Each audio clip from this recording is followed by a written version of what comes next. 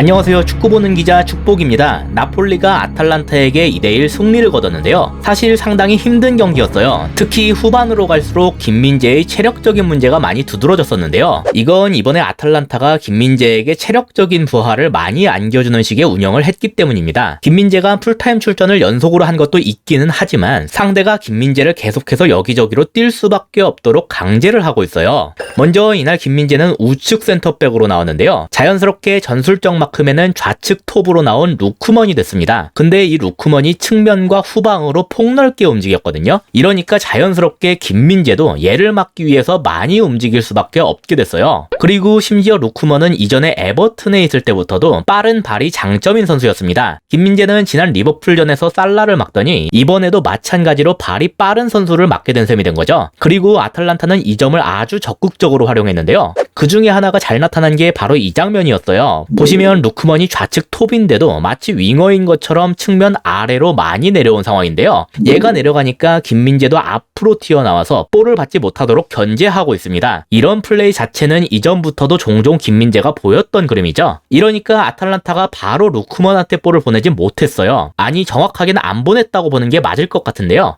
이 볼이 향하는 곳은 여기였습니다. 중앙에 공격형 미드필더인 피샬리치가 있죠. 로보트카가 붙어있기는 한데 그럼에도 얘가 볼을 받을 수가 있었어요. 그러니까 어떻게 됐냐? 루크먼이 바로 앞으로 튀어나갔습니다. 아까도 말씀드렸다시피 발이 상당히 빠른 선수죠. 그리고 본래 이 지역을 담당해야 할 김민재는 자기를 막기 위해서 많이 올라온 상태다. 루크먼이 김민재를 속도 경쟁으로 이길 수만 있다면 최전방까지 볼을 운반하고 잘만 하면 득점 기회까지도 만들 수 있게 됐습니다. 김민재도 발이 느린 선수는 아니지만 이미 스타트를 먼저 끊었던 루크먼을 즉각적으로 따라가긴 힘들겠죠. 그래서 어느 정도 위치까진 돌파를 허용할 수밖에 없었는데요. 일단 지금 볼을 잡고 있는 루크먼도 중요하지만 여기에서 주목할 게 하나 더 있습니다. 지금 볼이 좌측에서 돌고 있고 김민재가 일단 1차적으로는 뚫린 상황이니까 모든 선수들이 여기를 막으러 달려올 수밖에 없는 상황이에요. 그러니까 여기 반대편은 지금 나폴리 입장에서 아예 볼 수조차 없게 됐는데요. 이러니까 루크먼은 어찌어찌 막을 수 있게 됐어도 그 반대편에서 뛰어오는 선수들에게 추가적인 기회를 제공하게 됐습니다. 보시면 루크먼이 크로스를 올리고 있는데 여기에 2명이 뛰어가고 있죠. 그러니까 풀백 혼자서 2명을 모두 막아야 되는 그림이 된 거예요. 이건 다행히 루크먼의 크로스가 부정확하게 날아가면서 실점까지 이어지진 않았지만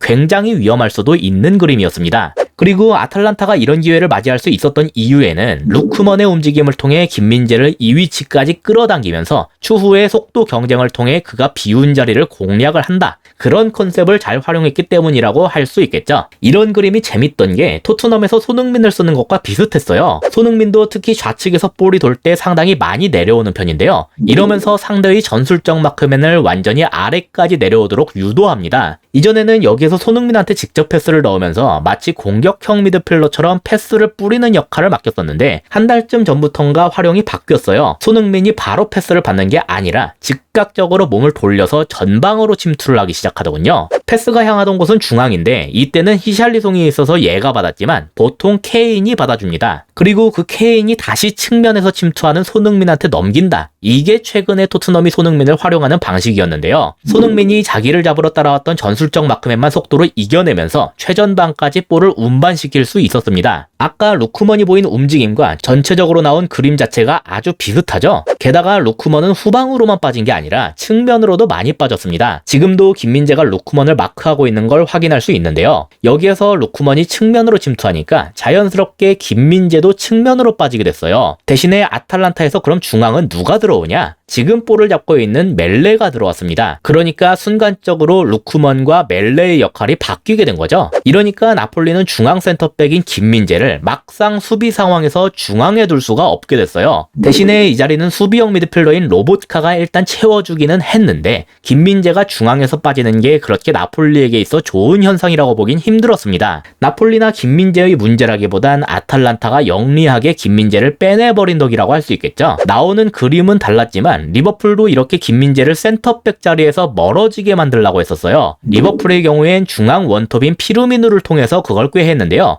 얘가 자꾸 중원 지역까지 내려가면서 김민재를 튀어나오게끔 유도했습니다. 만약 안 올라온다면 피르미누를 통해서 전개를 할 수가 있겠죠. 그러니까 아탈란타전도 그렇고 지난 리버풀전도 그렇고 김민재가 정말 많이 뛸 수밖에 없었어요. 계속 센터백 자리에서 멀어지게 만들고 최대의 속도로 많은 거리를 뛰게끔 유도를 했거든요. 보통 센터백 자리의 선수들은 이렇게 전속력으로 많은 거리를 뛰지 않기 때문에 다른 선수들에 비해 체력적인 부담이 그렇게까지 심하지는 않은 편입니다. 하지만 나폴리의 현재 수비 스타일상 그리고 김민재에게 맡긴 역할로 봤을 때 김민재는 다른 센터백들과 체력적인 소모가 동일하다고 보기가 힘들어요. 이전에 거의 수비형 미드필더처럼 올라와서 상대의 공격형 미드필더에게 향하는 볼을 차단하고 있다. 덕분에 나폴리는 뒷공간에 대한 부담이 훨씬 덜해졌다. 그렇게 말씀을 드렸었는데 아무래도 그러면서 김민재에게 체력적인 부담이 점점 더해지고 있는 것 같습니다. 이게 나폴리에게 있어서는 분명히 도움이 돼요. 그래서 나폴리 입장에서 봤을 때 이건 사실 어쩔 수 없는 부분이 있기도 한 건 맞는데요. 한 가지 제가 우려스러운 건 이렇게 체력적인 부담이 과하게 왔을 때 부상이 올 수도 있다는 점이에요. 특히 이렇게 갑자기 전속력으로 달리는 경우에 피로가 왔을 때 햄스트링이 올라올 수가 있습니다. 당연히 월드컵 출전에도 지장이 생길 수 있겠죠. 나폴리에서 잠깐이라도 김민재에게 체력적인 부담을 덜할 수 있도록 해줄 필요가 있지 않나 그런 생각이 드는 경기였습니다. 이상으로 오늘의 영상을 마치도록 하겠습니다. 시청해주셔서 감사합니다.